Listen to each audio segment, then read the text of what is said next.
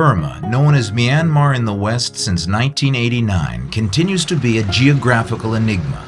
Located in Southeast Asia, it is a country that has existed in almost total seclusion since the end of the Second World War.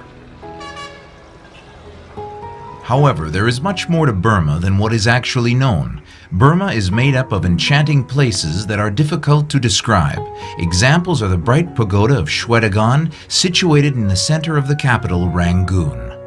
Located between Thailand and Bangladesh, Burma shares a boundary with China and India in the north.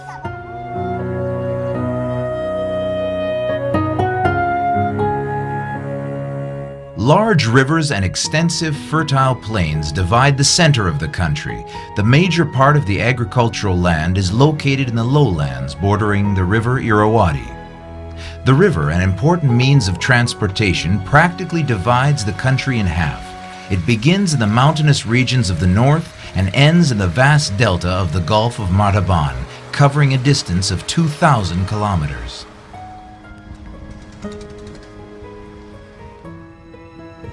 The mountains rise in the east, bordering Thailand, and the north at the extreme end of the Himalayas.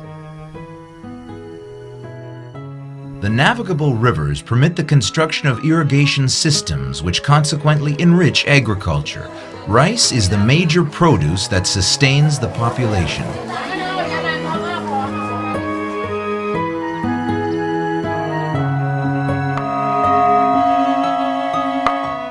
Burma was the first country in Southeast Asia to adopt Buddhism as a state religion in the 11th century. Approximately 87% of the population practices Theravada Buddhism, which is also practiced in Thailand, Cambodia, and Sri Lanka. This devotion coexists with a strong belief in Nats, the spirits of the land. Burma is a country of stupas, pagodas, or Buddhist relics, which reveal the artistic talent of the Burmese. Christianity, which was brought into Burma by the Portuguese at the beginning of the 16th century, coexists along with the state religion. Nowadays, it is very rare to find a city in Burma without a church and its respective parish. There exists a strong devotion to the infant Jesus and the Virgin Mary. The use of the veil in the processions clearly identify the Christian communities.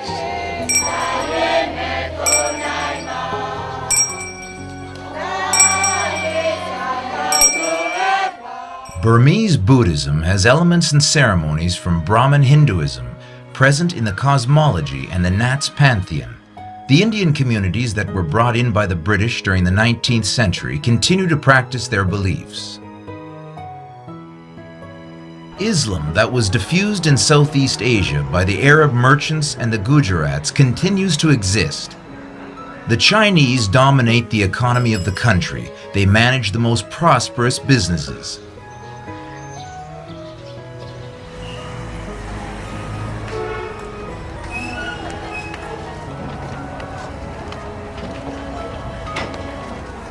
Burmese, Shans, Karens, Mons, Kachins, Chins, Kayas, and the Arakanese constitute the indigenous population of 46 million people.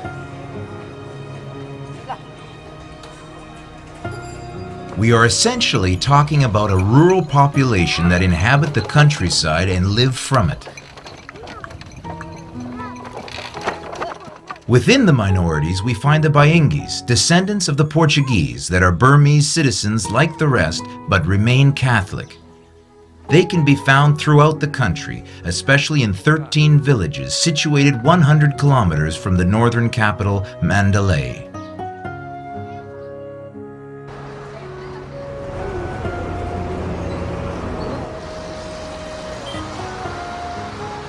Burma still remains to be a closed country.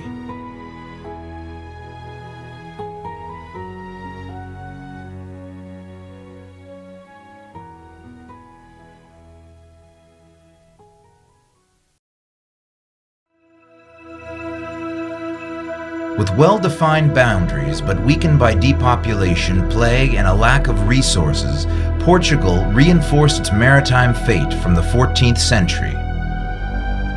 King John II encouraged exploration of the African coast at the south of the equator as a means to achieve a link between the Atlantic and Indian Ocean. The goal was achieved with the crossing of the Cape of Good Hope in 1488 by Bartholomew Diaz, and above all with the arrival of the fleet of Vasco da Gama in Calicut 10 years later.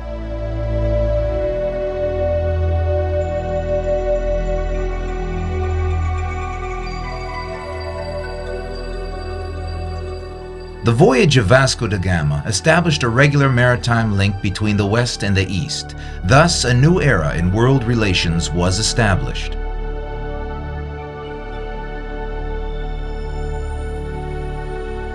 From a commercial point of view, this revolution flooded the European markets with the well-known spices. The Portuguese were dedicated not only to the transportation of spices from Asia to Europe, but also to the trade in spices between Asian countries.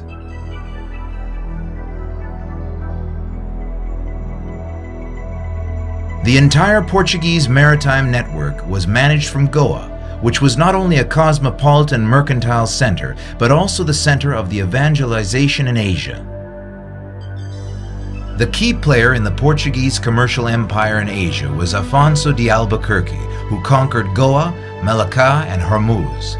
These conquests were aimed at taking control of the strategic maritime routes of India, southern India, and the Persian Gulf.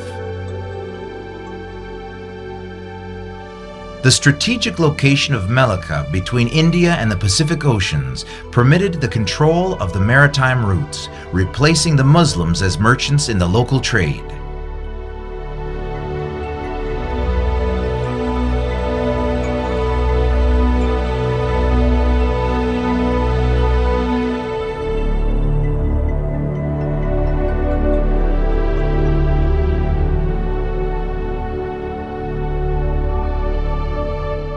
The Portuguese officially arrived in Burma at the time they conquered Malacca.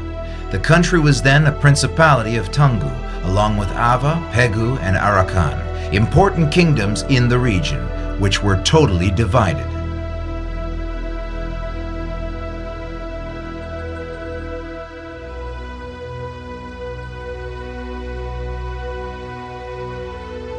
In his book Pilgrimage, Fernão Mendes Pinto refers to the riches of Burma. The Portuguese traders in Malacca were attracted to the Burmese relics of Burma.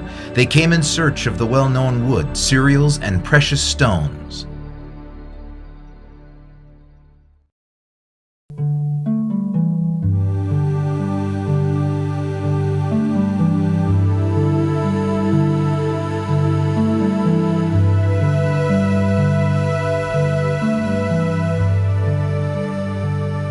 King Anawata found the first unified state of Burma in Pagan in the year 1044.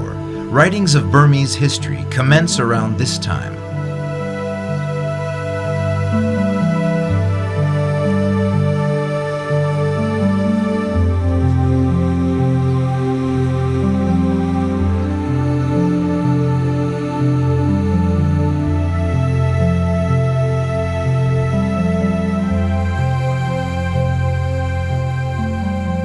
conquest of the Tatan kingdom of the Mons in 1057 by Arnawata commences what many consider the golden period of the country. Burmese culture, as it is defined today, is actually a fusion of the Mon and Burmese cultures that occurred during this era. Pagan was a famous city that many people fantasized about and wanted to explore.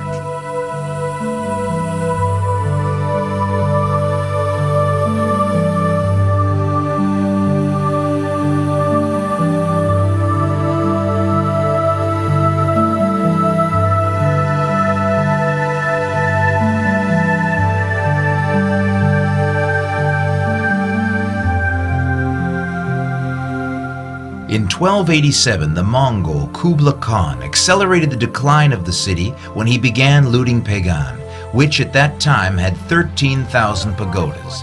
Pagan nowadays is the jewel in the crown of Burmese tourism.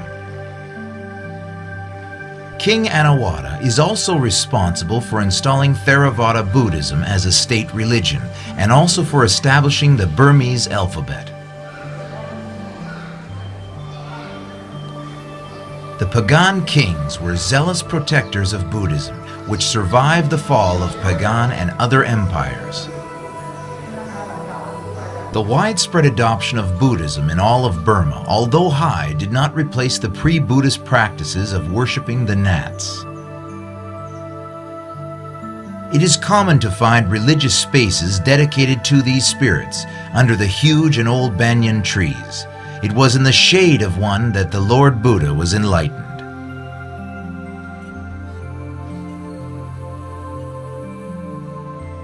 Mount Papa near Pagan is considered the home of the most powerful Nats.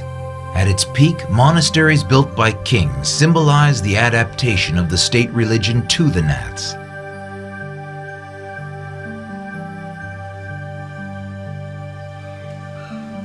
The elephant as a war animal assumed widespread importance in the strategies of the Burmese kings. The rare white elephant was an object of veneration and a symbol of power and royalty. The elephant even had its own palace, which was guarded by soldiers, served by ministers, entertained by dancers, and washed in sandalwood perfumed water. The veneration of the white elephant, in line with Hindu traditions, is still alive in Buddhist religion. Moreover, the animal is considered as one of the incarnations of Buddha.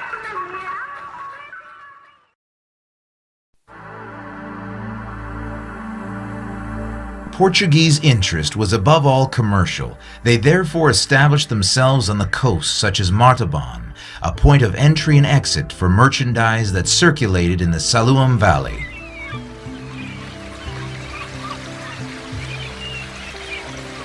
Contrary to the inner kingdoms, whose economies were based on agriculture that were in constant conflict with one another, the kingdoms along the coast of Burma prospered.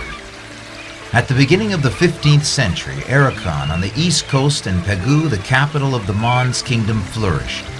Pegu consolidated its sovereignty over important seaports such as Martaban and Kosamim, managing them with extreme caution and efficiency. It was in these seaports that the Portuguese initiated their trade. 1511, Afonso de Albuquerque guaranteed peace, friendship, and trade with the Mons of Pegu through one of his messengers, Rui Nunez. He was seeking the support of the natives against the common enemy, the Muslims. In August 1512, the trade administrator, Pero Paez, embarked on the St. John junk to Pegu.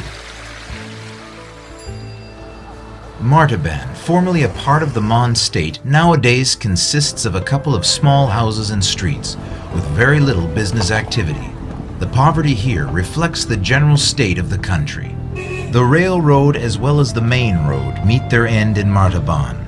Together they continue south from the other side of the river, Salamu in Moulmein, also known as Marmalo in the Portuguese chronicles.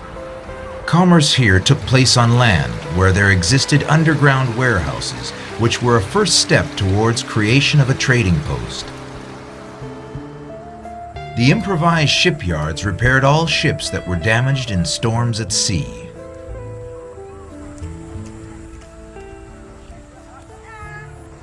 It was in the port of Martaban that the Portuguese began their adventure in Burma. They arrived in 1511 as the first messengers sent from Malacca by Alfonso de Albuquerque.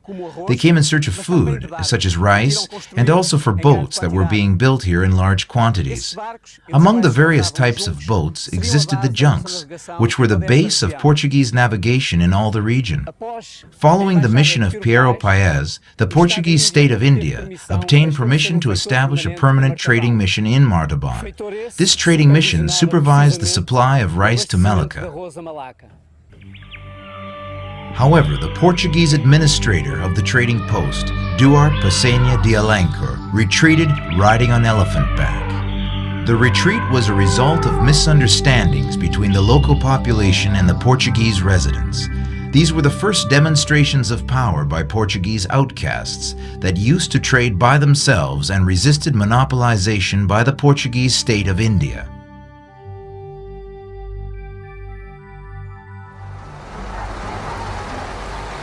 Every half an hour, a barge links Martaban to Moulmein.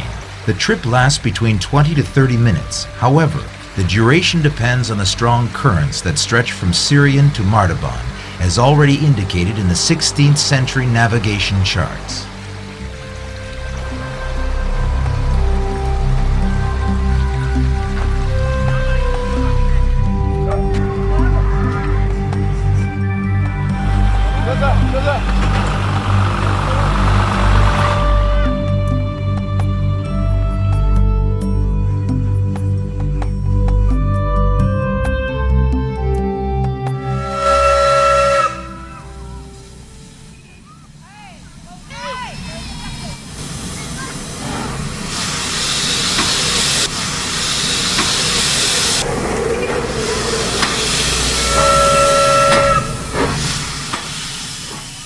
The Burmese railway system remains obsolete with almost 5,000 kilometers of railroad, 500 stations and 300 locomotives, with some of them still using steam engines.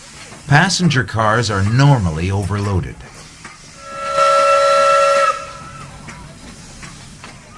However, trains can be a good alternative to the dusty and tattered roads.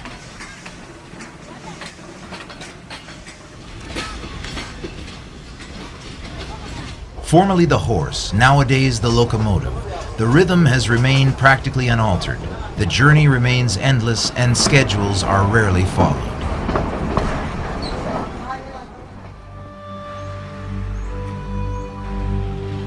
Built on the river shores, which is linked to the Irrawaddy Delta, Pegu overwhelmed the first European visitors, including the Portuguese. The imperial courts were proud of their palaces, temples, treasures obtained with the income from trade, and the loot from conquered cities. Bago, formerly Pegu, is a shadow of what was once not so long ago a prosperous city. The king, responsible for Burma's reunification, ordered Chinese architects to build a plan for a luxurious square city based on the plans of the Forbidden City in Beijing. Replicas of the royal chambers and the courthouses that were originally in gold were rebuilt.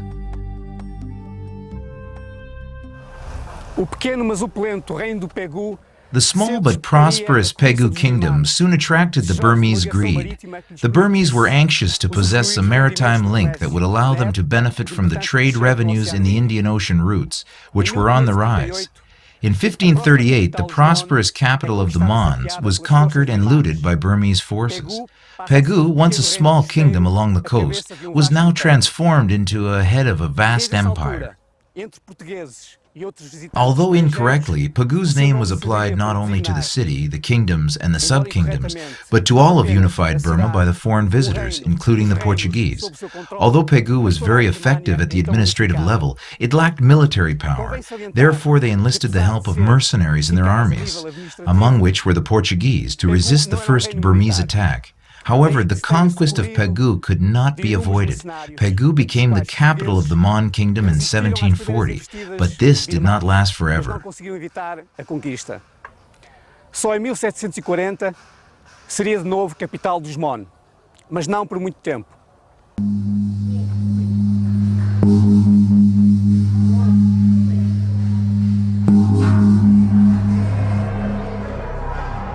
Pegu was looted in 1598 by the allied Taungoo and Arakan forces.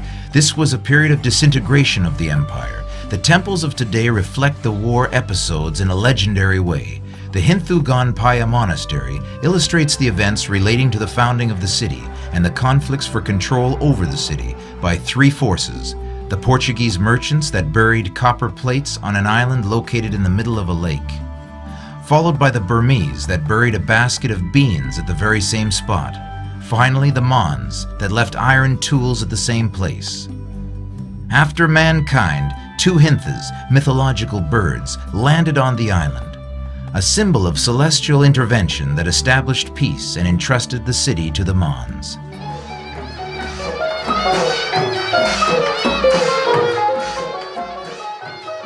Worshipping of divinity is performed through pues, festivals which are regularly organized in pagodas. With strident music, which is strange to Western ears, dances are performed paying homage to the Nats, elements of the spiritual world.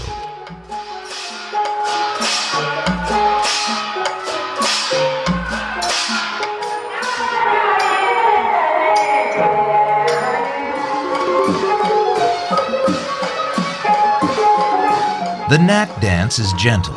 Its secrets are transmitted by older dancers to the youngest ones. The dancers are disguised with costumes as transvestites. In the pues, as in exorcisms, one or more Nats are invited to possess the body and mind of a spiritual medium, a link between the human and divine.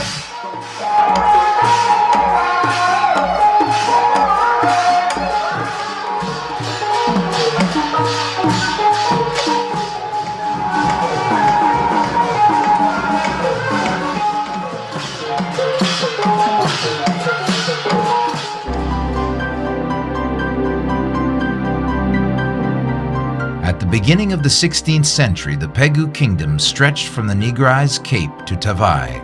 It shared a boundary with the Arakan kingdom in the west and with the Siam kingdom in the east. Cosmim, together with Rangoon, is the most important port of the delta.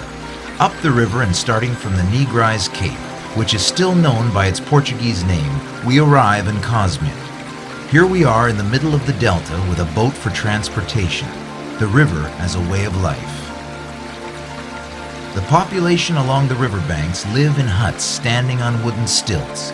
They are dedicated to fishing and cultivation of rice.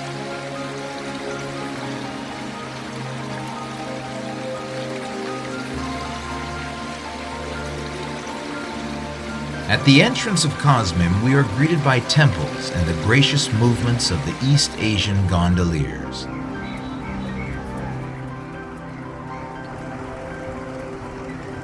As in many other cities, the crossing from one bank to the other is made in big barges and rowing boats. Contrary to Pegu, the Cosmim port is still active due to increasing rice exports that has brought in some prosperity. The mixture of cultures and races that characterize the city is visible in the local architecture. As in Macau, Melaka, and other cities, here too there is a fusion of Chinese, Portuguese, and Muslim elements. It is common to find bicycles and motorbikes in the city.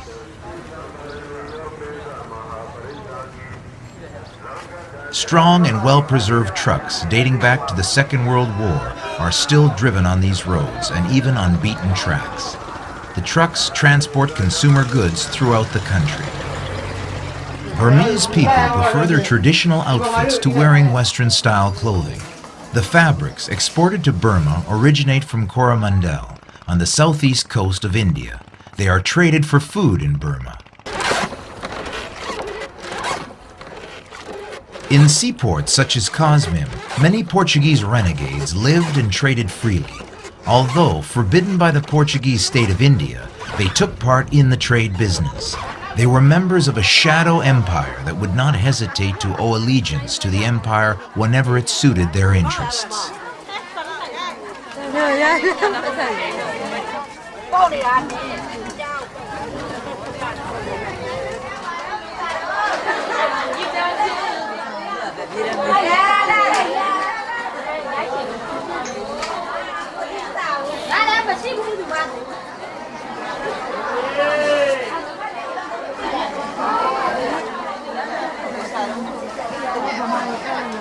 De Cosmin, dos principais portos do Pegu, Cosmin, one of the major Pegu seaports, used to function as a vice kingdom, managed by local authorities.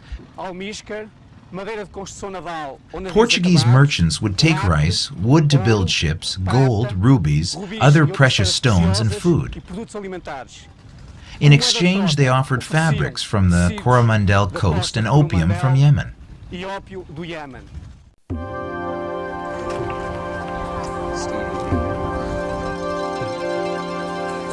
The well-known umbrellas produced in Cosmin are in fact parasols that are permeable and provide protection from the intense sun of the delta. The umbrellas are produced by local families. The parasols used by monks, which are saffron in color, are the only ones that can be used during the rain. Their impermeability is due to the application of several layers of resin.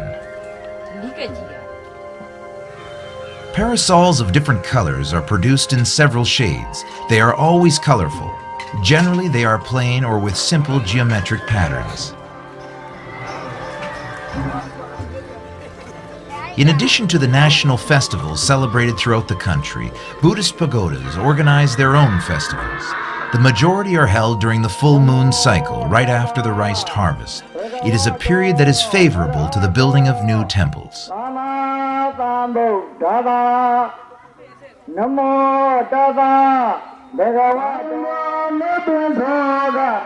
In processions, people formally dress to recreate historical episodes.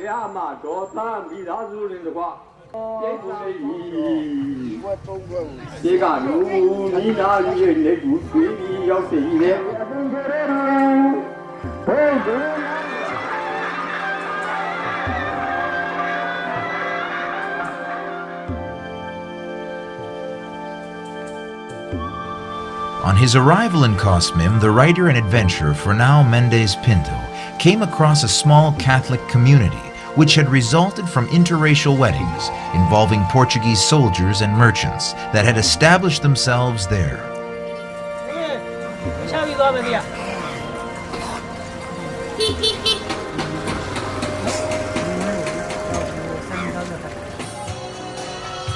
Following the Portuguese tradition, the Burmese continue with interracial marriages. The wedding party is a big celebration involving all the community. We were immediately invited to join in the celebration.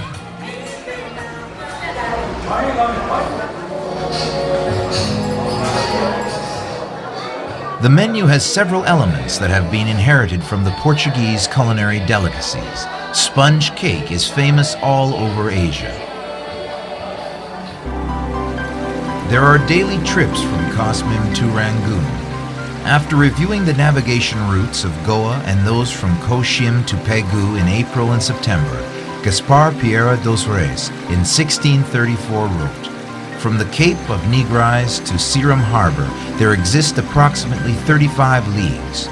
All this area is shallow, with some parts being shallower than others." Seram is in the Urawada Delta near Rangoon. At the beginning of the 17th century, Seram was the headquarters of an establishment managed by a Portuguese renegade in the service of Arakan, Felipe de Brito de Nicot. The administration of the trade post was a reward for his participation in the conquest of Pegu. The episode is described in a temple in Pagan.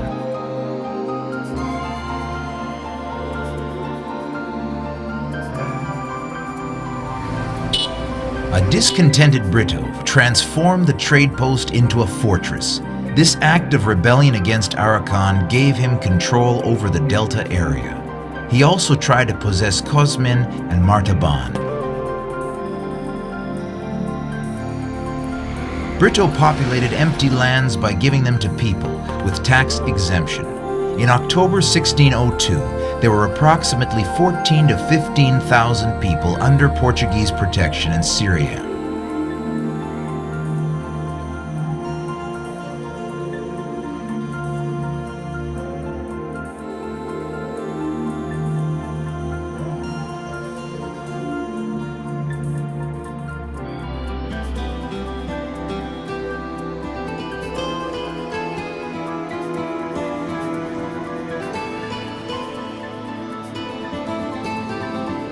The ceilings of a few temples in the north of the country describe the Portuguese period of Pegu, mainly the use of firearms and the role of the Portuguese mercenaries. The Catholic community of today still holds Felipe de Brito in high regard. Especially when the time came, there was a de Brito who was in league with the Arakan king. So the Arakan king sent him to quell the trouble here in Syria. He came down, he conquered, and then he made himself king. So we call him King de Brito. He was in league with the Tongu king, and then the two, they pledged a friendship, and they said, we will fight together, we will live together, and we will die together. The Tangu kingdom was an obstacle to the Ava king's ambition till 1613. Brito and the Tangu king had a very close relationship. The king even converted to Christianity. The alliance between the Portuguese and the king, a relative and rival of Ava king, is explained by Brito's need to use the Tangu kingdom as a base to move into the interior, where all the riches were traded in the seaports. However, the king of Ava had occupied Tangu in 1609. At the request of the dethroned king, Brito marched on the city. After ransacking the city, he took refuge in Syria. The monarch of Ava retaliated by closing the Portuguese trade post in 1613, thereby ending the rule of the captain. At the pagoda of Mahakalayani in Pegu, there still exists an ordination hall dating back to 1476. It was the first of 400 spread throughout the country, which were all built based on architectural plans brought from Ceylon. An almost mythical figure, Felipe de Brito, is cast as a hero or as a traitor in the chronicles. His approach is considered negative due to his hostility towards the official cult of the Burmese Empire. During the attack on Pegu in 1599, the Portuguese captain ordered the burning down of this Buddhist ordination hall. Although his relationship with the Buddhist was tense, his relationship with the Christians was cordial. The renegade enjoyed huge prestige from the Jesuits, to whom he gave lands and an island of the Delta. In this context, Brito ordered the building of the Church of Our Lady of the Mount. Few records of this church exist. However, what we do know is that the church was burnt down in 1607. The date on the signpost clearly indicates that this church made of bricks was built by order of the Barnabite priest Narini, probably at the same site as where the original temple existed.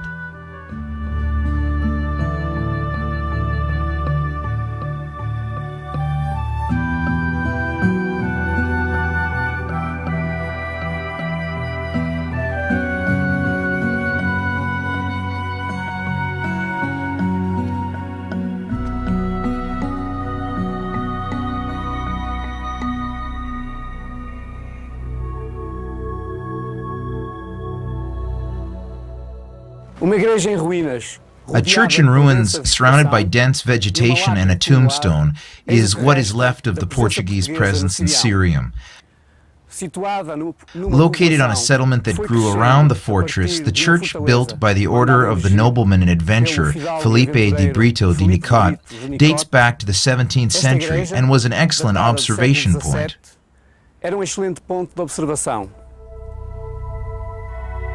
There exists a tomb and two tombstones with different dates, one in Latin and the other in Portuguese, in a small house.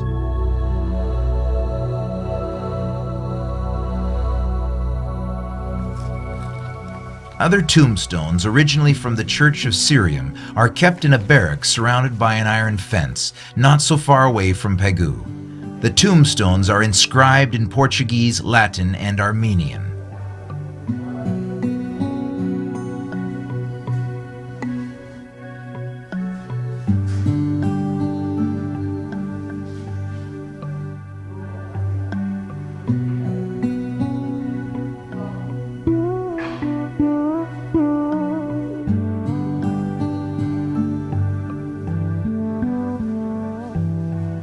In barracks such as these, Burma keeps important pieces of its past relationship with Portugal.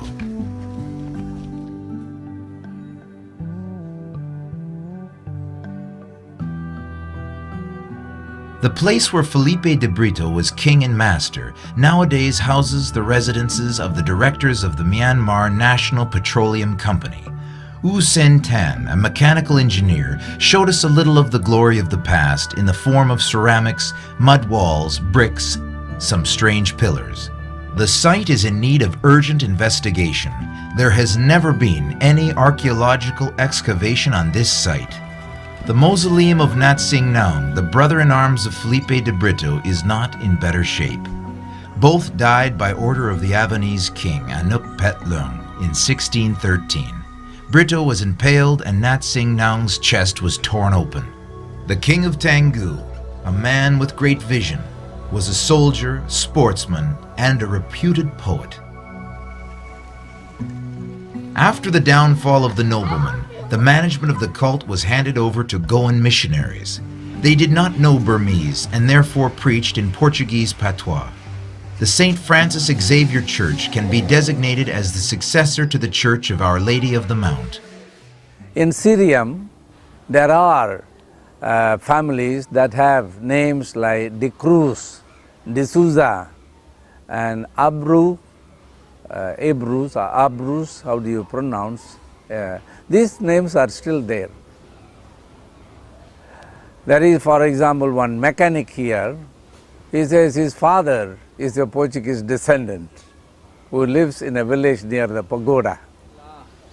Several Portuguese surnames exist in the parish church records.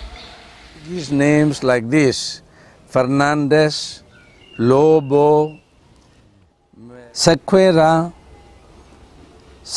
here, and here is a Portuguese gentleman, Cyril Wilfred Brito, marrying Margaret Elizabeth alias Malachi in the year 1932. Then you have here Fonseca, a lady, and then there is another Baptista here. The community of Syriam did not disappear. With no motives for territorial conquest, there was an increase in private trade with the Portuguese and diplomatic activity between the Portuguese state of India and Arakan and Ava became a reality. The Arakan and Ava kings fought for supremacy over Burma. The Portuguese were the military strength that they needed to intimidate and maintain their status. Tell us about your name and your age. My name is Willie Abreu. My age is 76 years old. Where were you born?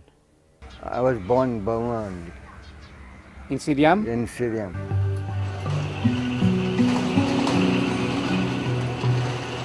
Names on tombstones are everything that is left of the Portuguese presence.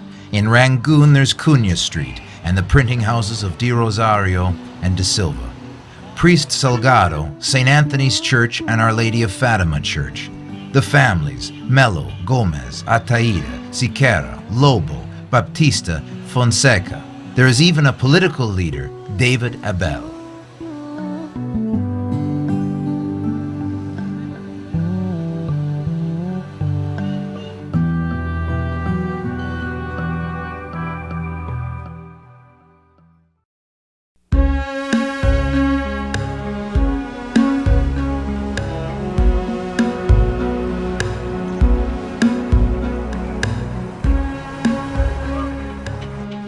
Situated 30 kilometers from the Indian Ocean in a fertile delta south of the country, Rangoon grew near the Yangon River.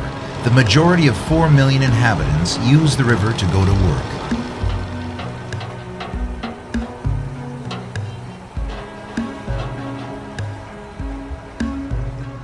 Portuguese chronicles from the mid-17th century described it as the Dangoon seaport and its relative importance in comparison with the seaports of Pegu, Syriam, Martaban, and Kazmin. Boats from Cambia and Sumatra arrived at the Dangoon port. This port would rise in importance with the fall of Syria.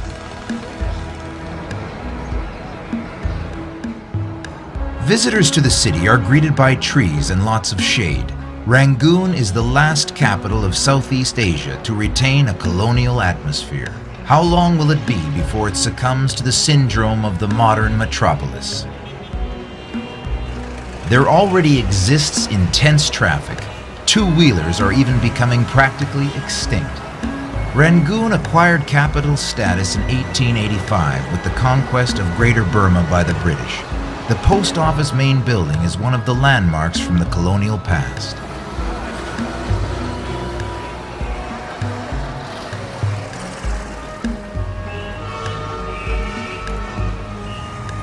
People on the streets do whatever they can to make a living.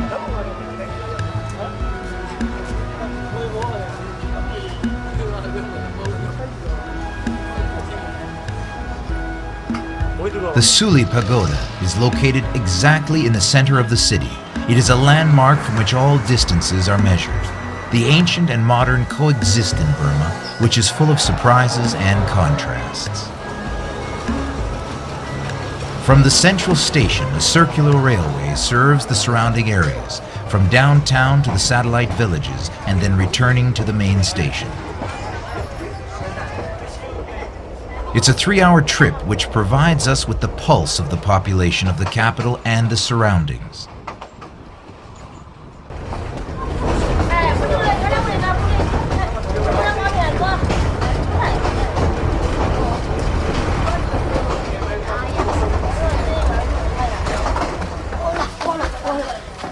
The cars function as a market on wheels.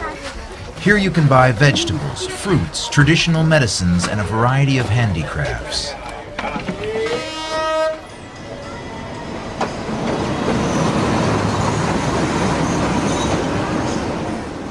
Large, voluminous packages are thrown out of the window before arriving to the destination platform. Therefore, things will be collected, a daily occurrence at the rhythm of eternity.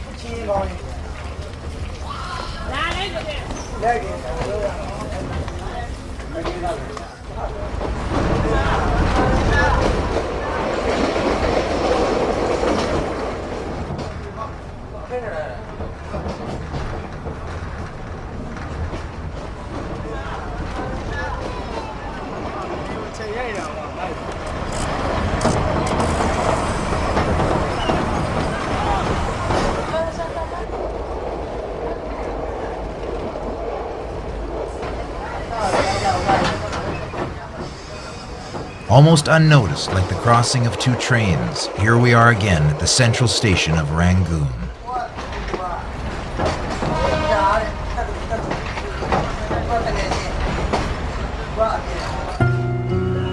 Kandaugi Lake is a good observation post to appreciate the main Shwedagon Dome.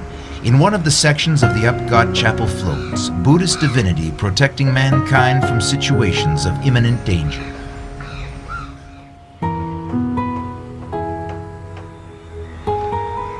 The landmark of Rangoon, the Shwedagon Pagoda, that can be translated as Golden Dragon, is the most sacred Buddhist place.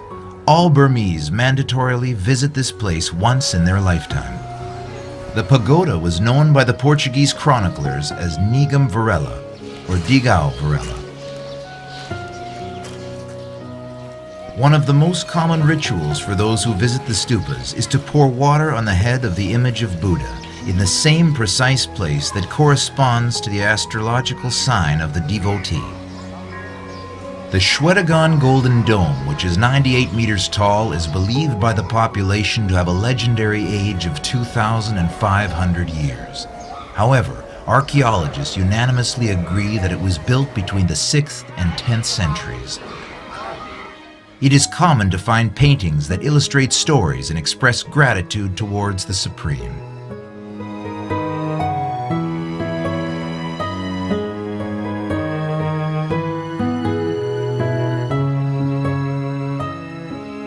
The gigantic Mahaganda bell laid undisturbed for several years in the Yangon riverbed. However, thanks to the skills of the Burmese, it was retrieved from there.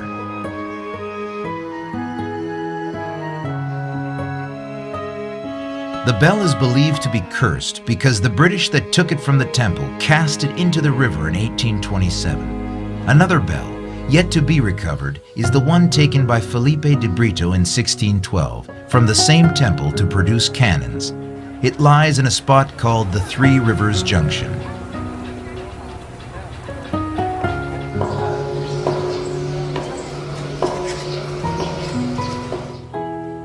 It was not only the Westerners that succumbed to the temptations of the temples. According to Portuguese writings, 475 kilograms of gold were taken from Shwedagon by a king named Banahadala. In Shwedagon, honorable foreign visitors were welcomed, as can be seen in the life-size statues with a slight Western appearance. Shwedagon is a place of prayer and meditation. The regular custom of sticking gold leaves in the temple has existed for a long time. A queen once offered her own weight in gold.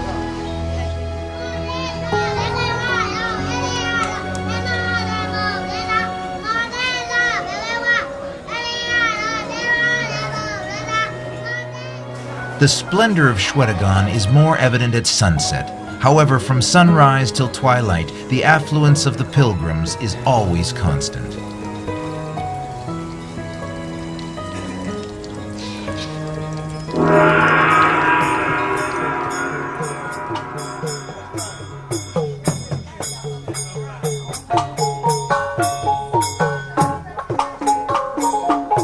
Practically all classical dance styles have their origin in Thailand, introduced by captive artists in Chiang Mai and Ayutthaya during the Burmese conquests in Siam.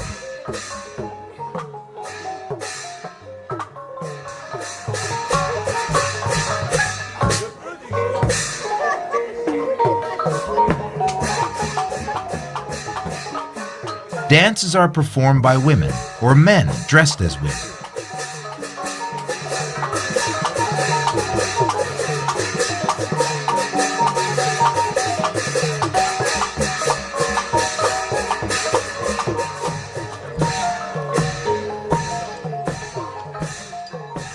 The Oktay Pue Puppet Theater presents colorful puppets that usually reach 1 meter in height, in a show that is considered to be the most expressive of Burmese art. A master puppeteer handles 12 or more strings in some puppets.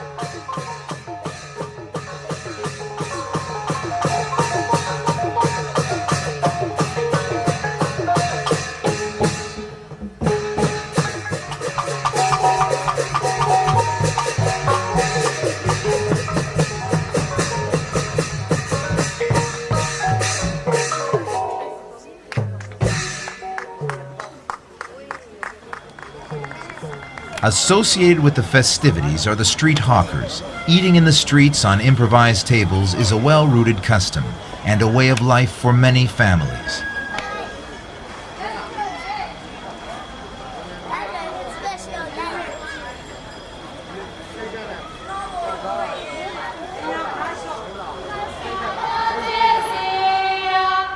Toward the end of the 18th century, 2 churches existed in Rangoon. Nowadays there are 5.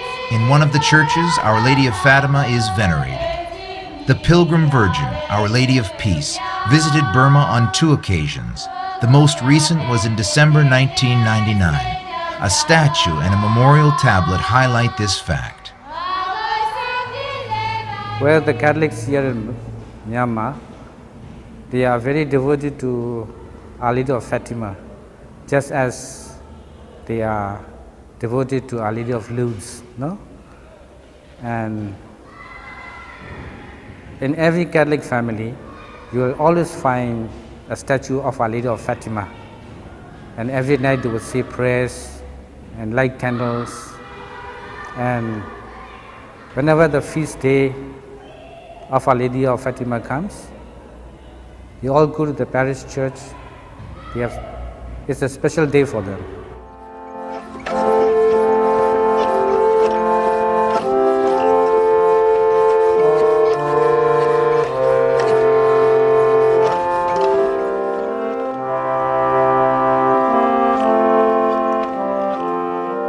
The Catholic community who maintain with pride their Portuguese surnames also frequent the temple.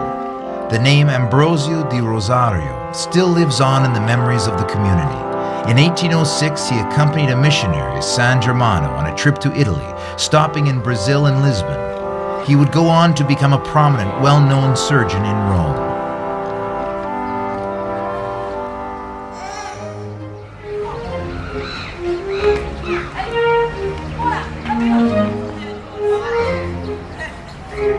While prayers are held in the temple, there are people playing football outside. The adults link Portugal to the worshipping of Virgin Mary and St. Anthony. It's possible that the name of Vasco da Gama will light some memories.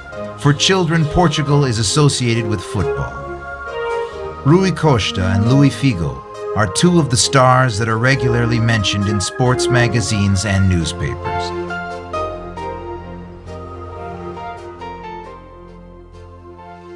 Figo, very good, number one.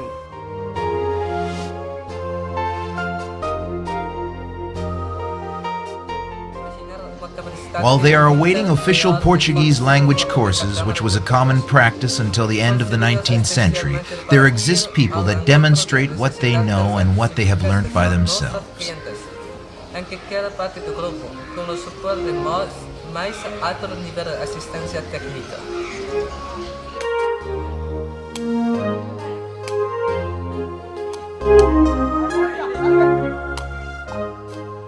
Chinlon is a favorite Burmese team sport. It can be played anywhere with or without a net and without competitive purposes.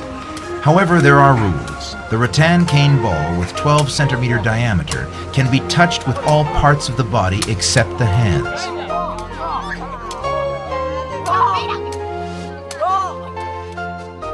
Spinning a top is not usually a game for children.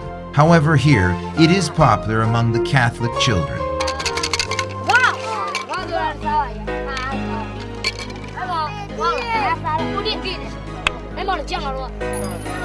In a country where television has no relevant role and many homes are without electricity, old and young people spend much of their time playing games, which are held frequently on the streets during the day or night.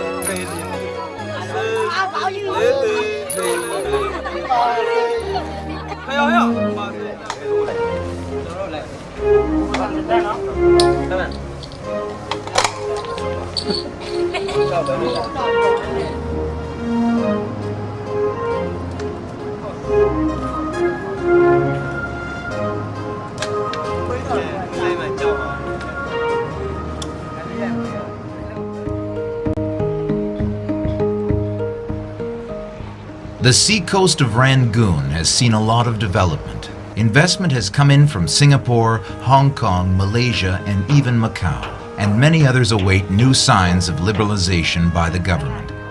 Since the moderate pro-capitalist general Tan Shui assumed power in April 1992, there has been an increase in private cars on the large avenues, and satellite dishes have occupied the roofs.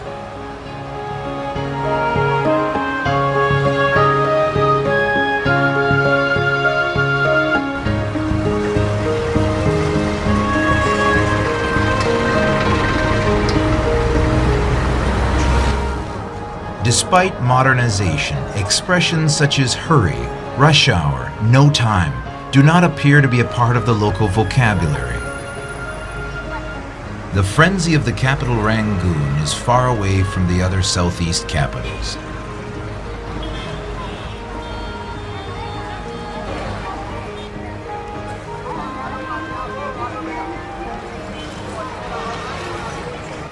Nat worship has also survived modernization.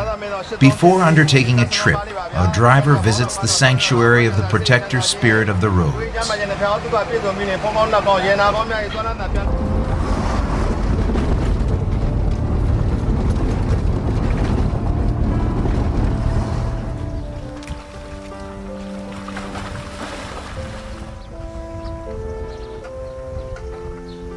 Buffaloes and burning sun were found along Burma's roads throughout the centuries by Portuguese mercenaries and priests, in war or in religious missions.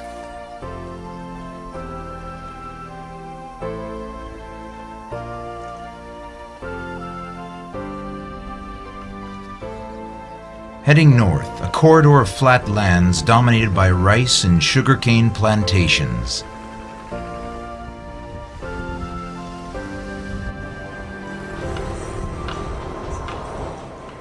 Halfway between Rangoon and Mandalay is Taungoo, the ancient capital where the unification process of Burma took birth several times.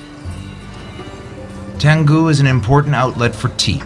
Teak is produced in the mountains of neighboring states. Here it is still possible to view the rare elephants that exist in the country. The kingdom of Taungoo was always an obstacle to King Ava's plan of unifying Burma, along with the enemies in the south, the Portuguese, who were eager to do trade in the interior.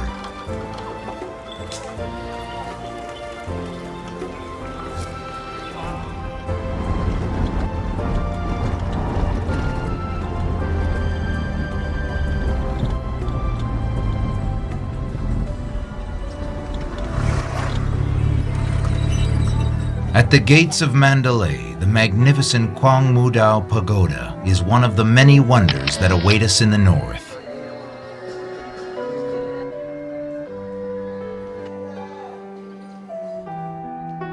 Considered as the city with the strongest Burmese character, Mandalay was the last capital prior to the British colonial period.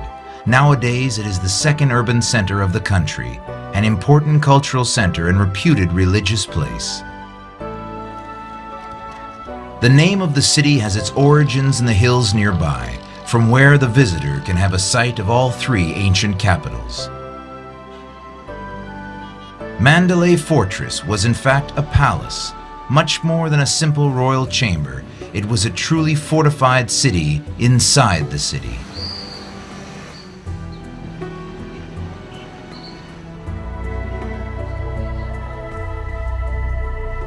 Xuanendao Kiang is a good example of Burma's monasteries, built entirely in teak without any nails. The local architecture tends to use designs extracted from Hindu-Buddhist mythology. In addition to these designs, angels inspired from Christianity are quite common.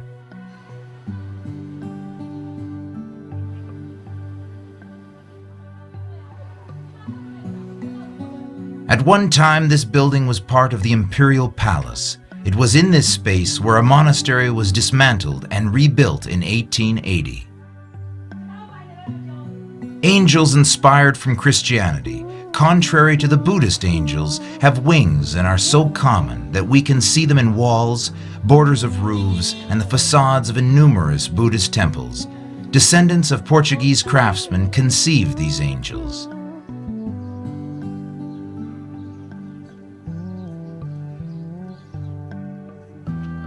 Although he does not understand Portuguese, the Archbishop follows the RTPI Portuguese television broadcasts, thanks to satellite TV. The Bayengyis are proud of their origins. Well, we are proud of it, you see, because we are Roman Catholics. Because in a country where there is only Buddhists, the main part of the country is Buddhist. Buddhist morality is very high, and nearly as Roman Catholic. We have very good relation, Roman Catholic and Buddhist. And especially the Buddhist monks also celibate. They don't marry, you see, like Roman Catholic. You see, they stay away from married life, you see. They use the saffron robe, we use the white robe. For us, since this government allow any religion to carry on as long as it doesn't go against the government, you see. So we are free to worship, you see. So we are happy about that, you see. We can have our own feast, our own thing. Sometimes, you see, if we want external feast, you see, then external procession and all, we have to inform the authority, that's all. We don't have any restriction whatsoever.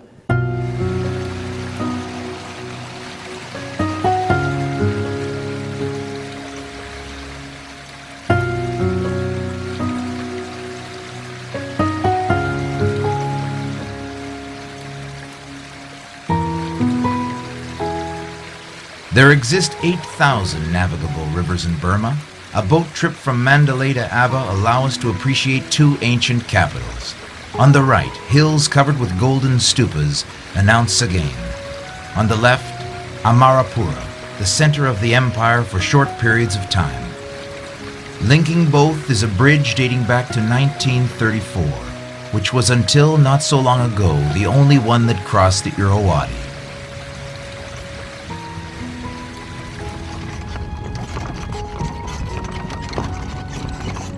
For 4 centuries, Ava was the center of the Burmese Empire. No other capital has had this honor for such a long time. Crop fields, villages, monasteries, and pagodas in ruins nowadays occupy the royal lands. Some parts of the walls are still in good condition. Signs of the devastating earthquake of 1838 are still visible in many structures, mainly in the watchtower known as the Leaning Ava Tower. Quando os portugueses chegaram à Birmânia, When the Portuguese arrived in Burma, Ava was a kingdom on the decline, occupied by the Shan ethnic group, originating from the mountainous zones, neighboring China. Having consolidated their power in the south through the conquest of Kosmim and Martaban seaports, the Burmese turned their attention to Ava. Their conquest was fast, thanks to the role of Portuguese mercenaries with cannons that scared off the Shan. foi Ava, anos depois. Many years later, Ava was the first place of exile for the Portuguese from Syria. A majority of them were given land and the assistance of the Catholic priests. The rest, experts in the art of war, were entrusted the guard of the imperial palace. Incorporated in military as well as hereditary units, these men would form the artillery base of the Second Tengu Empire.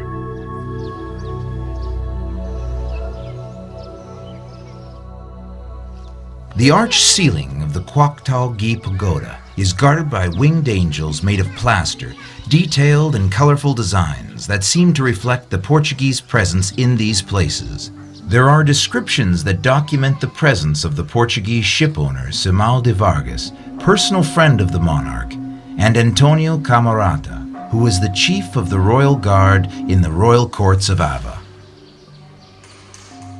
In addition to reproducing the religious splendor of the buildings of the past and even the most common daily life scenes, the panels show foreigners inside boats with sails, equipped with cannons and crew of African origin.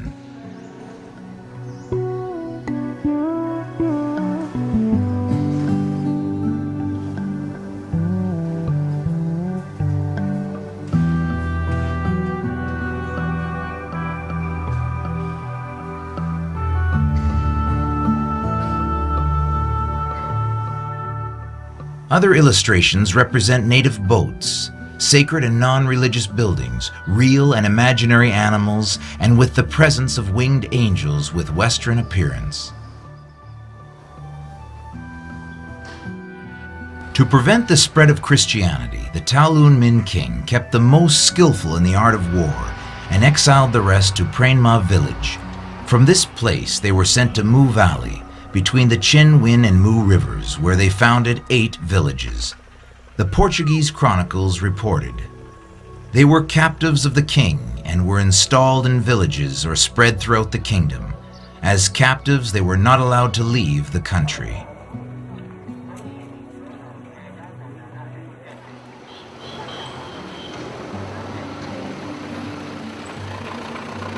The Shuebo region, which has jurisdiction over the Bayingyi villages, has been inhabited continuously since the 3rd century BC. Shuebo served as the capital from 1760 to 1764. King Alongpaya had his military stationed here. The best marksmen of the empire could be found here. Following the military missions, many Bayengyis didn't return home, contributing significantly to the depletion of the village population.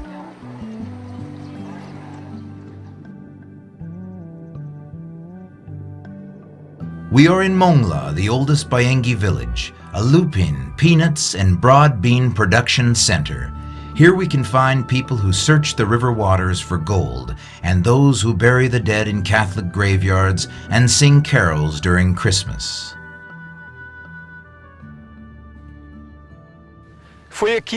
It was here on the banks of the River Mu that in 1613 the first Portuguese prisoners from Syriam were installed and later sent to Ava.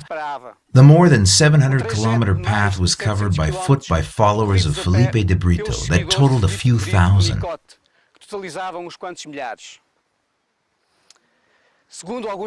According to some historians, including Faria de Souza, the followers consisted of Portuguese, Euroasians, African, and Malabar natives. passaria à condição de camponeses. Formerly soldiers and shipbuilders, they reached the level of peasants. Here they married with local women and gradually forgot their native language and surnames. However, they maintained their Catholic faith. In the fertile plains of the center of Myanmar, being Catholic is considered as being a Portuguese descendant. É ser descendente de portugueses.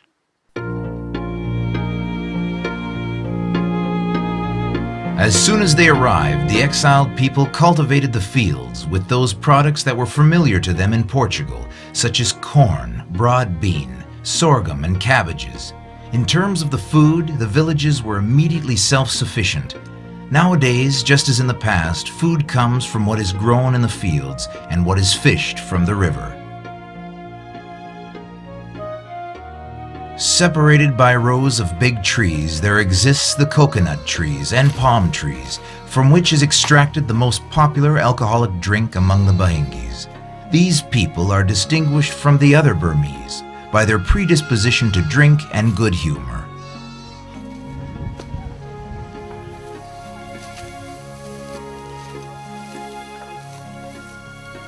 The community customs still remain strongly deep-rooted. The rice harvest, which is cultivated twice per year, is made collectively, as well as the thrashing, which is done on a private thrashing floor, but in groups. Everybody participates in the profit, which will be shared by all.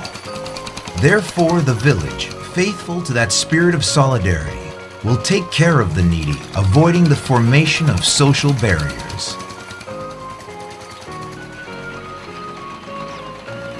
Although not visible, there exists in the village a clear frontier established between the Catholics and the Buddhists. However, everybody, irrespective of their beliefs, live in harmony.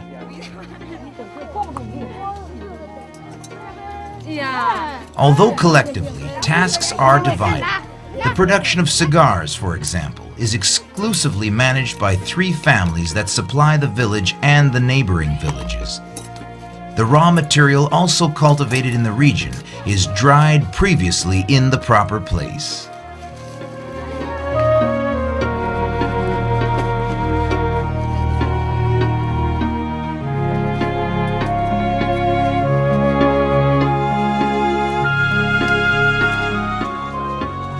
Smoking has definitely contributed to an increase in cardiac problems, the major disease that affects the community. The average life expectancy is around 55 to 60 years, which is high for this region of the planet. Malaria is another problem, as well as snake bites, which are often deadly. Well, they were sent to, I think, 12 villages, 12 places, you see, in groups. Because they were afraid of the rebellion from the Portuguese. Because Portuguese were quite, those days, quite capable of fighting and so on. You see, so they put very small groups in different places, you see. And I think one of the biggest places is Chandayua. It's put quite a lot there, and this is how they grow up. Nearby, another about 4 or 5 miles, Chongyo was called. All the Indians were put there, you see, because their color is a little black. So the white ones are put Monla and Chandayua. So it was that way, you see, it started. And they separate them by race? Yeah. By color? By color. But you see, since either black or white, you see, Portuguese or Indian, they were Roman Catholics. We tried to have the intermarriage among themselves, you see. So this is how we carry on this a kind of evangelization, you see, together, and till today. It's just.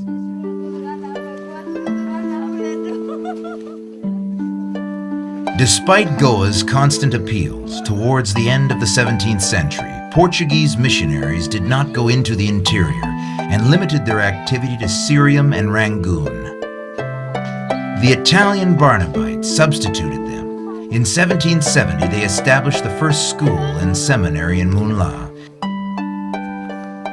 In both institutions, they taught to read and write Portuguese and Latin, among other subjects. Kamoy's language was forgotten, but not the songs.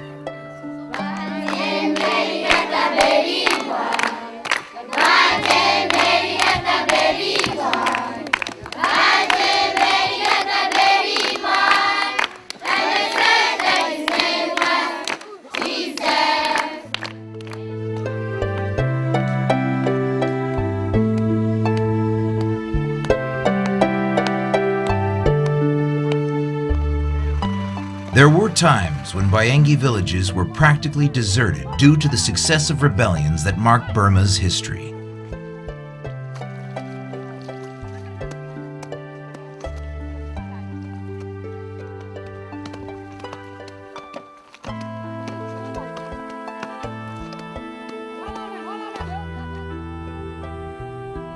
In theory, all of them could have been Bayingyi villages that gradually were converted to Buddhism or even Islam. Although there exist several religions, there is a common bond in terms of the profession. Everybody is a peasant, and sometimes a fisherman. When the water level is low, they gather in groups heading towards the big Irrawaddy River.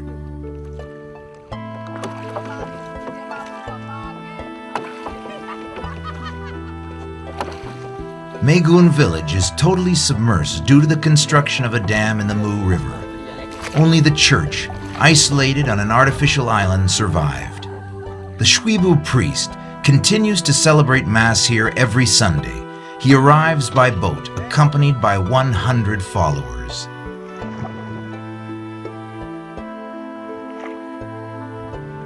The priest is a respected figure, a privileged speaker solving problems between the population and the authorities, as was seen during the process of transfer of the Maygun inhabitants. However, the authorities do not always reclaim the Bayingyi properties. There have been times when the authorities have come in support of the Bayingyi. In 1853, the Shwibu governor paid all the expenses for a parish house.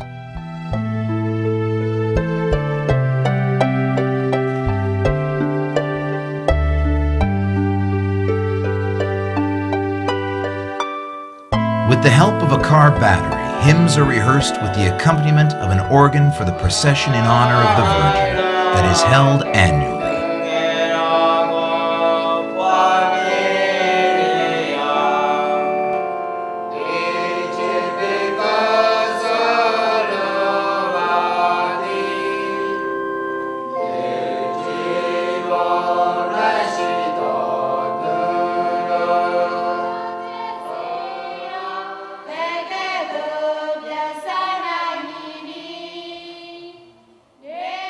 Prominent among the divinity venerated is the infant Jesus of Prague.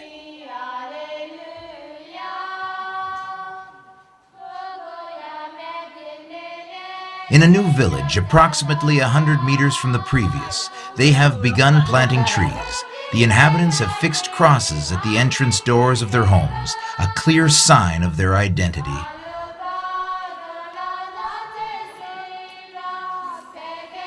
Here again we see the brown hair, whitish skin, prominent noses that have a slight resemblance to the natives of the Portuguese provinces of Beira and Trás-os-Montes.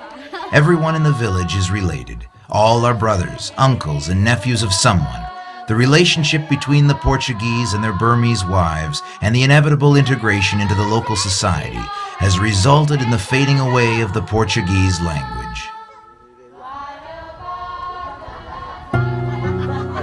Despite the poverty, guests are served tea, tangerines, fried fish, and the traditional kalpo, red sticky rice with sugar on top.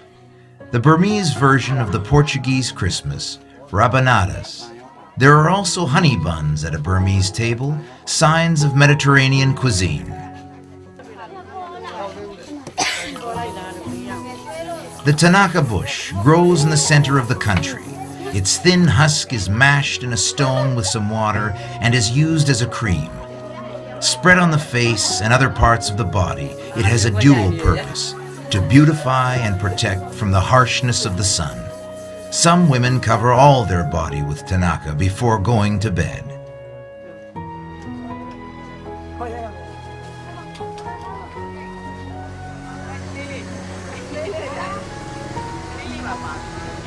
As an alternative, Tanaka can be obtained as a cosmetic liquid or in powdered form. There exist specialized shops selling these bushes and all the components extracted from them.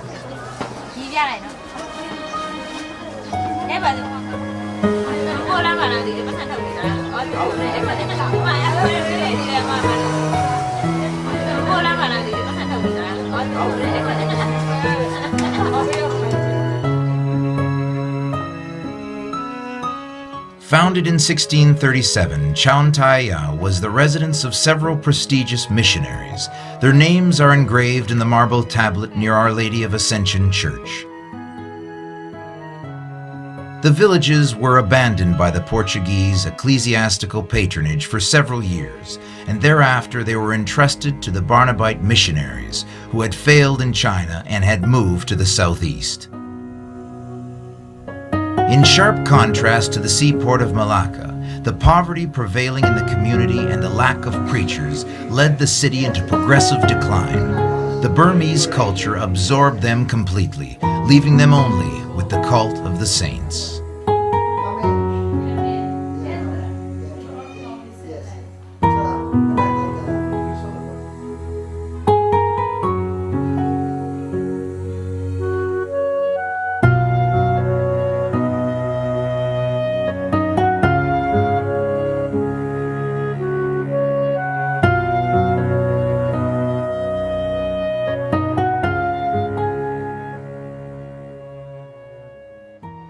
As Catholics here of Chandayua, we have every year this three big feast days. That is first Christmas.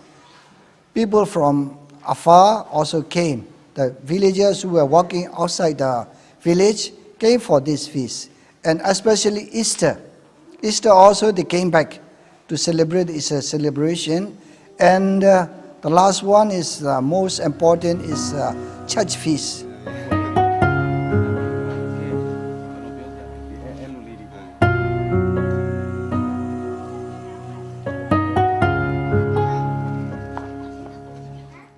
The Bayengyis believe that they have noble ancestry and are respected, even admired by other Burmese.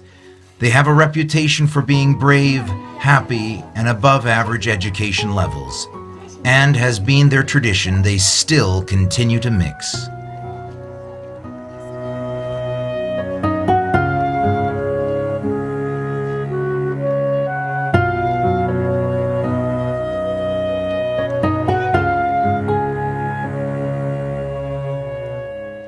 The construction and rebuilding of temples is part of the strategy of the Catholic Church. Throughout the centuries, the missionaries stimulated dialogue between Buddhists and Catholics. They opened schools, stimulated cultivation of agricultural land, and rebuilt several churches, which were periodically burned down.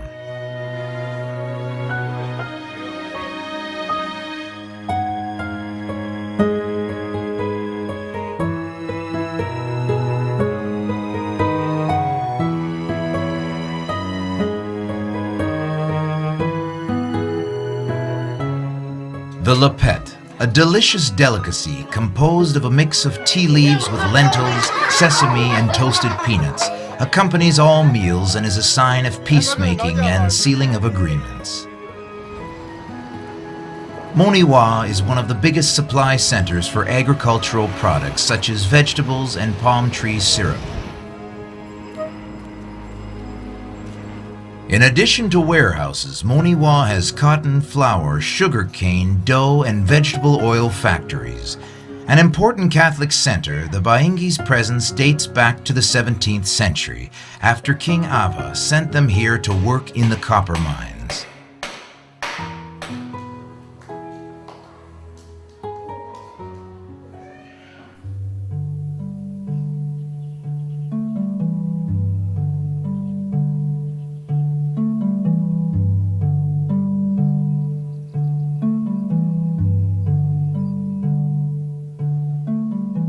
On the ceilings and walls of Pagoda La Kaong Ming near the Changu village, there exist references to the Portuguese presence.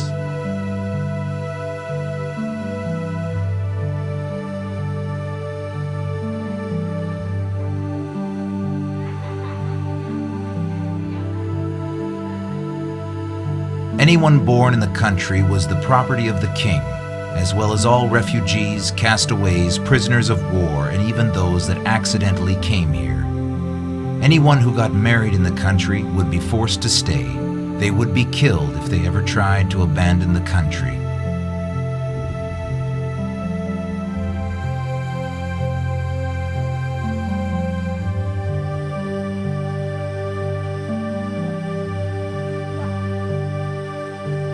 Following its tradition, the church kept a unique color. From the ceiling above the pulpit and the niches saints, ribbons hang, golden strips, and several colored balloons. The first Bayingyi priest was ordained in Chenggu-yu in 1793. Nowadays, there are around 700 Catholics here. Christmas is approaching, so everybody recites the rosary in the evening. The relationship between the Buddhists and Catholics is harmonious. The Buddhists don't get in the way of the monks as well as the Catholic priests. The same can be said about the Christians. During the Second World War with the Japanese occupation, the Bayengyis passed hard times. Those who spoke English and had a European appearance immediately attracted the attention of the invader.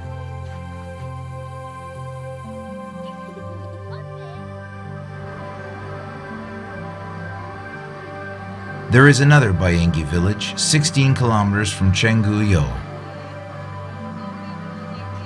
Chenggu-yo is inhabited exclusively by Portuguese descendants. 1,100 people are distributed among the 200 houses.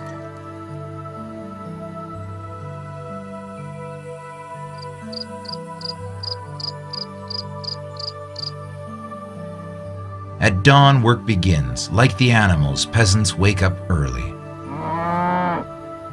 The inner city of Chenggu-yo is made up of a set of lined houses on a dusty road.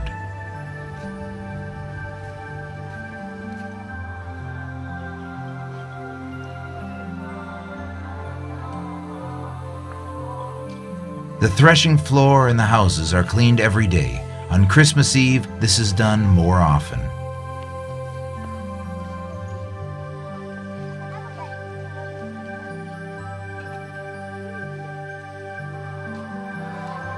It is normal for everyone to bathe with cold water 2 to 3 times per day using natural soap.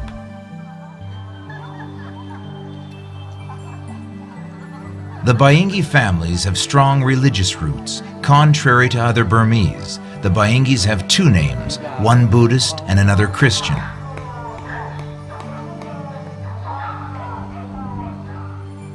According to local beliefs and customs, more than social, marriage is a religious subject.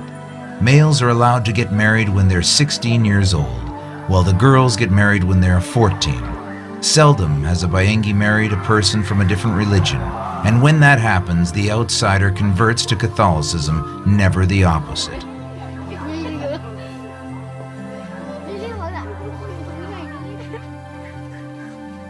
At home, paintings of saints, Christ and the Last Supper occupy the space along with family pictures. On the walls are pictures of those who have passed away, were immortalized in magazine covers.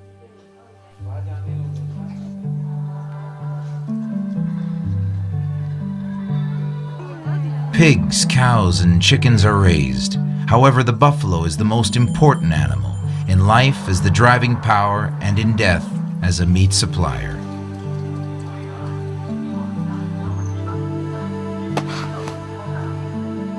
Animals are slaughtered daily. In a question of minutes, the animal is killed and the meat separated from the skin and internal organs from the carcass and given to the customer as requested.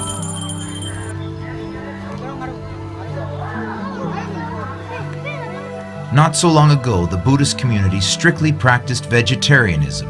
The Bayengyis were the only ones to slaughter animals for consumption. Now that the Buddhists eat meat, the Bayengyis continue to be the butchers of the community.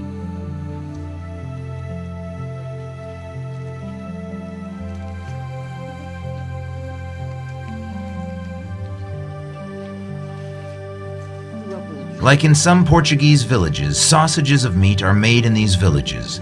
These will be eaten throughout the year.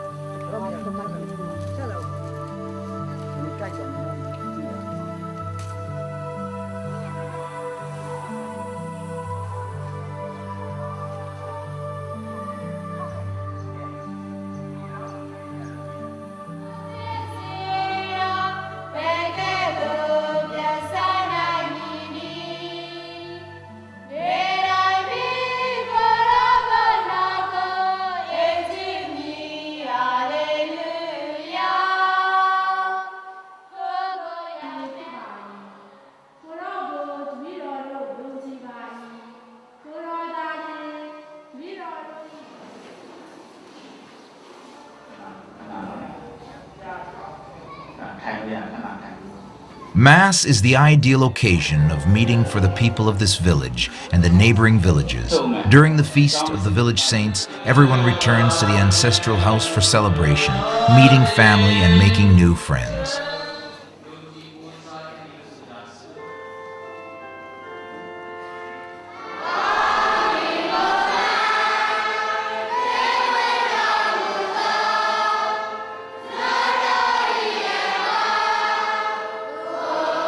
Another Brito to be immortalized in Burmese history is Ignacio de Brito, a polyglot priest that compiled grammar, wrote books, and composed religious hymns.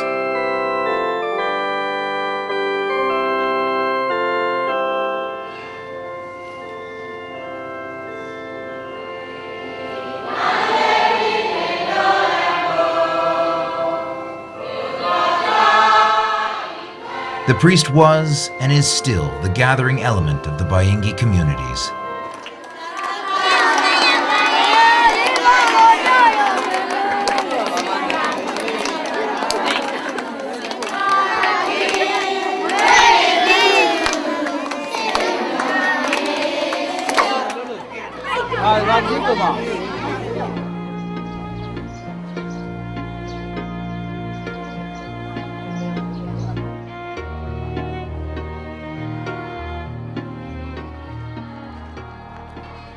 During Lent, novenas are held in one of the houses. Every day it will be held in different houses. The prayer is collective and always in front of the statue of the Virgin.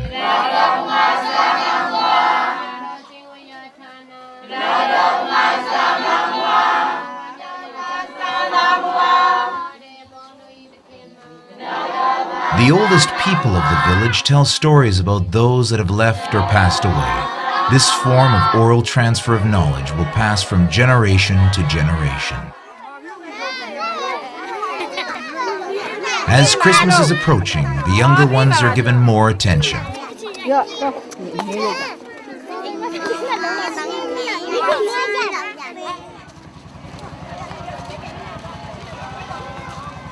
During the procession of the body of Christ, the children go first and then the adults.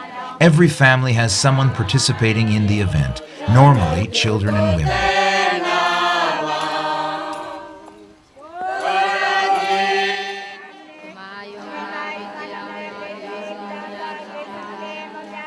Among Bayengyis, there are those who complain about the Buddhists, not their neighbors, but those that live far away, who try to treat them as second-class citizens. However, this does not disturb them. They know that this is also their land, and the Buddha, that is assumed to be pure Burmese, was imported from India.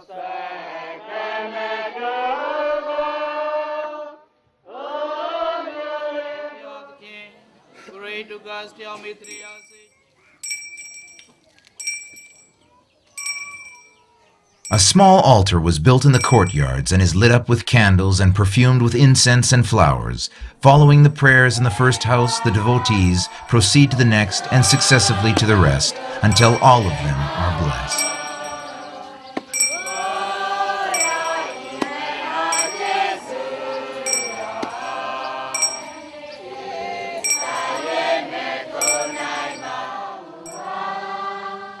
Everything is rehearsed to the minutest of details, even the collective kneeling, at the time the priest raises the chalice with the body of Christ.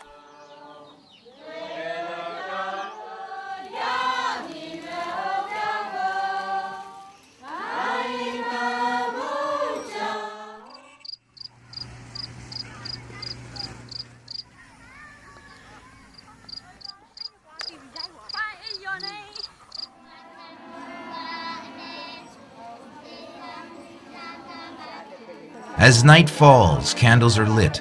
The procession still has a long way ahead.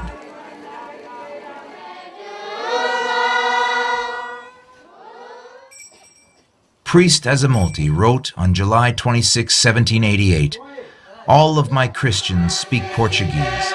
Because I understand and speak reasonably this language, I can teach catechism and listen to their confessions. They take good care of me and do everything for me."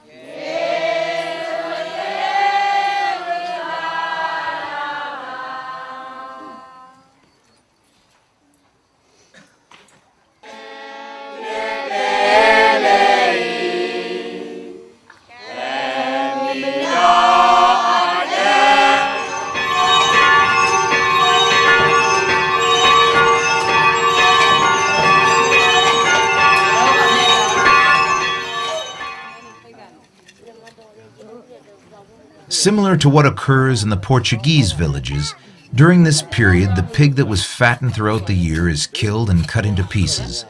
The entire process is done under the light from fluorescent lamps powered by car batteries. However, contrary to Portuguese tradition, the meat will not be salted. The hot and humid climate doesn't allow it. In the villages, there are no refrigerators. The meat has to be eaten in the following days. The weighing and the sale is done at the same place. The hymns composed by Father Inácio de Brito are dedicated to the Virgin Mary. However, the Barnabite that was in prison for several years also composed Christmas carols that were sung in Latin and Portuguese. Nowadays, we can hear the more modern themes.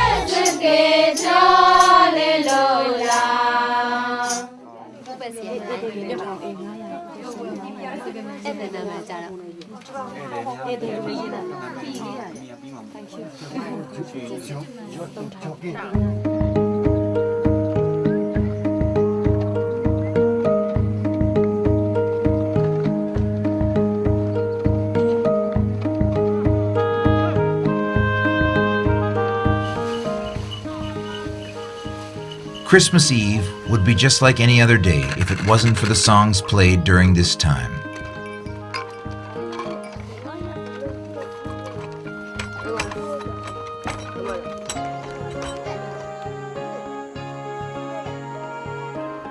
The work in the field continues. The abundance of water is essential for cultivation of rice. The Nabet inhabitants cannot complain about lack of water. During the rainy season, the fields are transformed into lakes.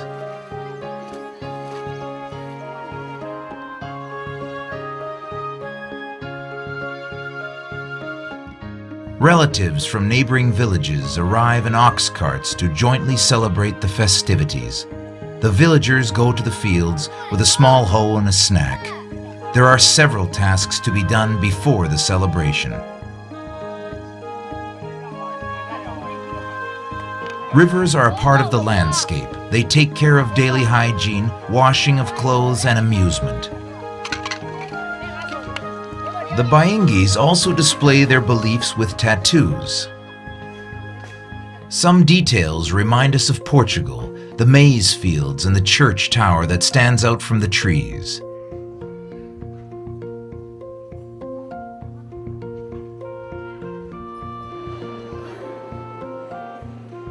In the churches, there is a constant presence of Our Lady of Fatima and St. Anthony of Lisbon, that the locals believe is of Padova in Italy. St. Anthony, well, for the devotion to St. Anthony is very strong among those who are descendant from Indians. Very, very strong. St. Anthony is, they must have St. Anthony even more than God. You say that they need St. Anthony by all means, you see. They have the very great devotion.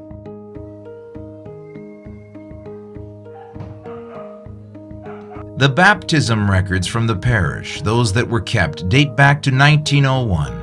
The surnames of the godfathers are very familiar.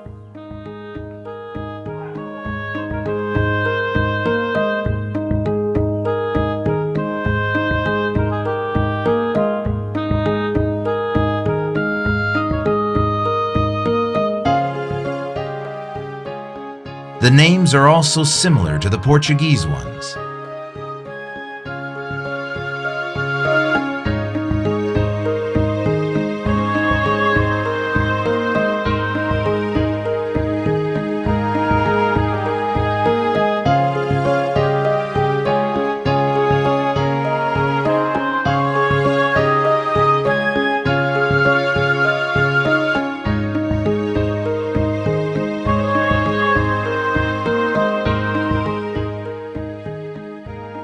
Some of the gravestones in the village graveyard remind us of those who perished during the Second World War.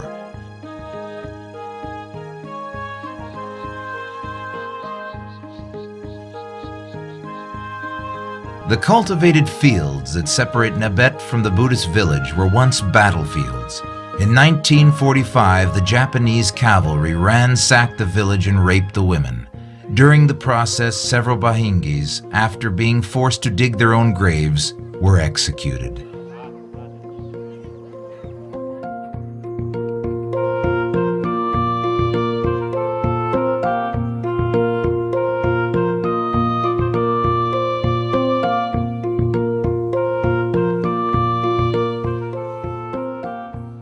The Christmas traditions are strictly followed. The Mass is at midnight, a touching liturgy in a crowded church.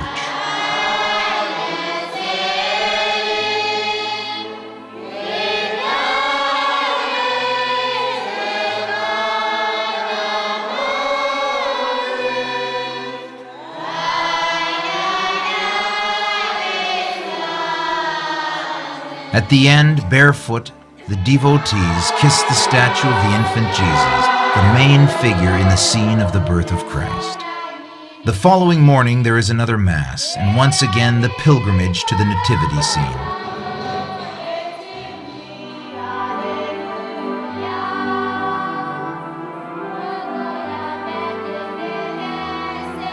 All the ceremony is chanted. The organ starts the theme, followed by a magnificent choir.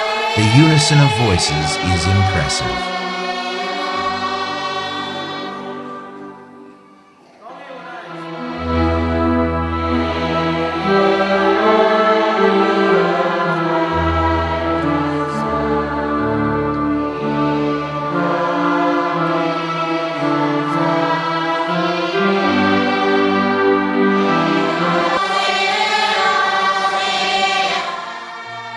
There are women in the front benches with rosaries in their hands and veils over their heads, with the children beside them. The men gather behind, near the entrance door.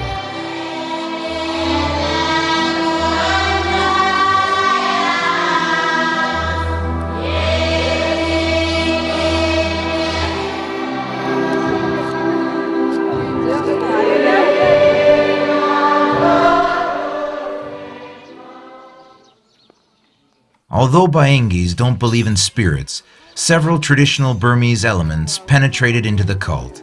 In the villages, the Nats are invoked with holy water and candles before the beginning of a journey.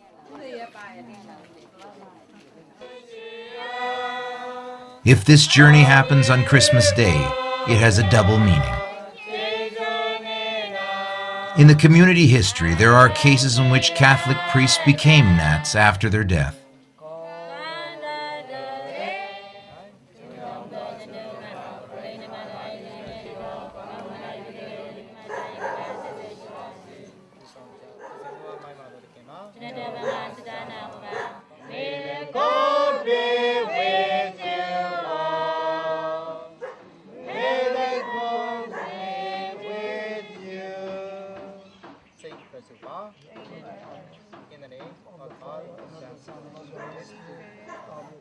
Groups of girls and boys go door to door singing the carols.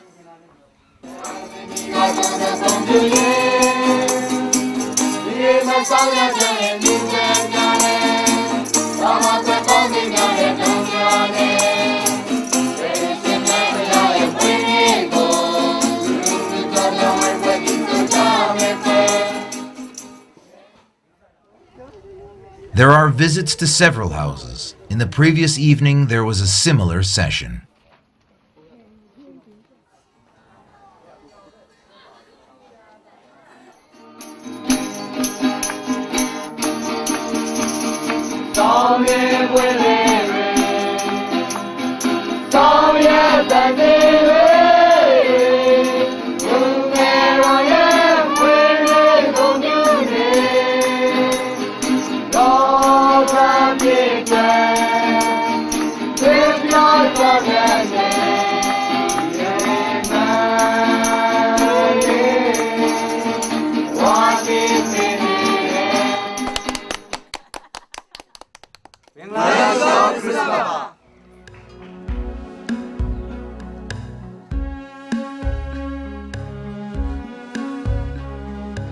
On Christmas Day, it's time to visit the relatives.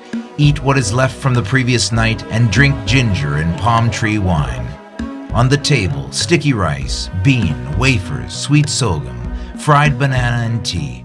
Outside, drying, the fuel that was used to prepare these delicacies, in this case buffalo dung. Here, nothing is wasted, everything is transformed.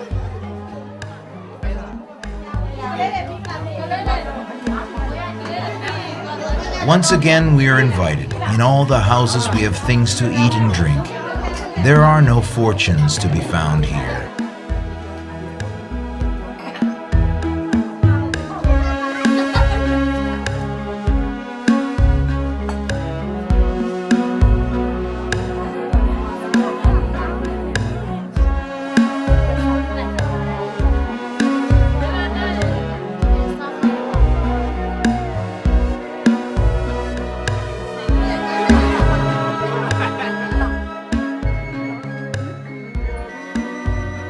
A mixture of races that were once merged in Burma, the Bayengyis of today know almost nothing about the sailors, their ancestors.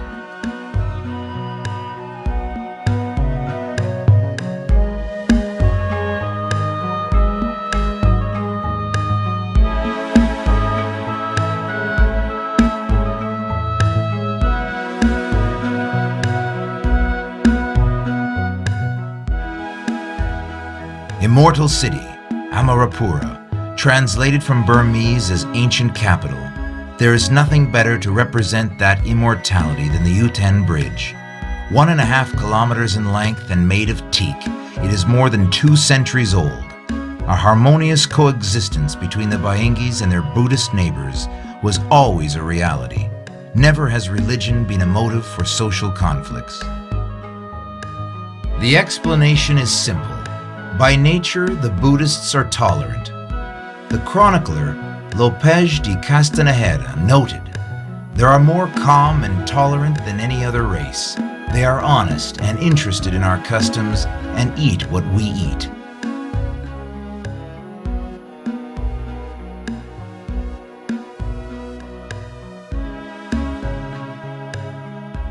The Bayengyis inherited from the Portuguese the ability to adapt. Their long stay in the Mu Valley is proof enough. In this land where all paths cross each other's, and Portugal rediscovers itself in the lost steps of the Bayengyis.